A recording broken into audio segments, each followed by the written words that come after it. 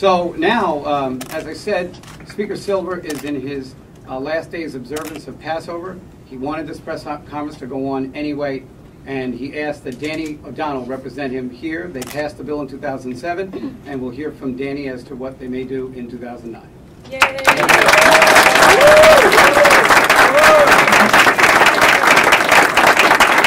you very much.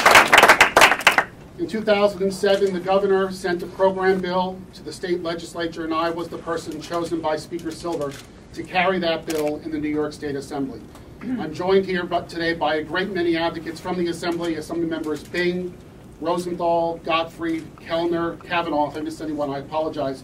All people who stood up and did the right thing in 2007. It wasn't easy.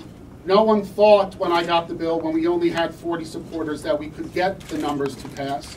People were shocked when I got 57 people to sponsor the piece of legislation, and even more shocked when the vote tally was finally taken that there were 85 votes in that chamber for marriage equality.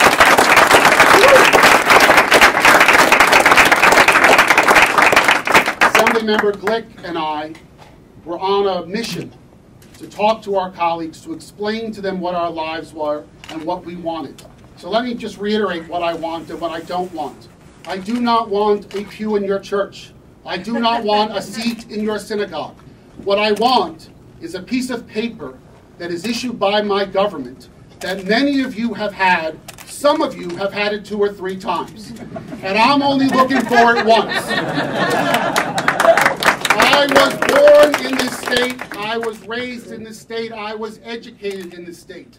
I am an elected official in the state. I pay taxes in the state. I want a piece of paper from my government just like the rest of you. And it's about time that we talk about what this actually is and isn't.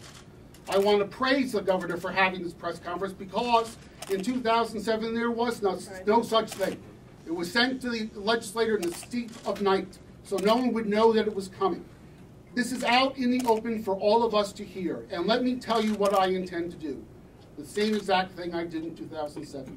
Go, member by member, and make the case. And I am confident with Shelley Silver's leadership, we will get more than 85 votes this time. We will repass this legislation, and someday soon, after 28 years of being engaged, I'm going to actually be allowed to get married. Thank you very much.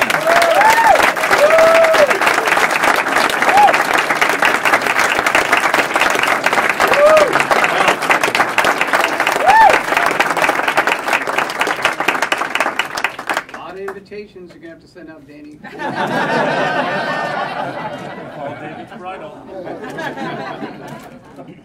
Thank you for that, and it should be noted that the night that the legislation passed, we believe we were up about 4 votes. 79 was the vote count. We thought we had 79, and we kept advocating. We wound up with 85. So clearly, the challenge is daunting, but that's what government is about. And guess what? If the legislation had lost, oh, it's devastating. How is it devastating? Maybe that's how they do things in Iran or Somalia. This is the United States of America. You keep fighting. That's what this country was built on.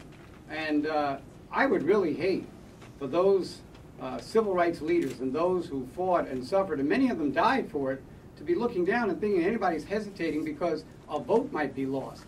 A vote is what we were given our right arm for when I was in the Senate minority. Just to even have the bill on the floor, win or lose.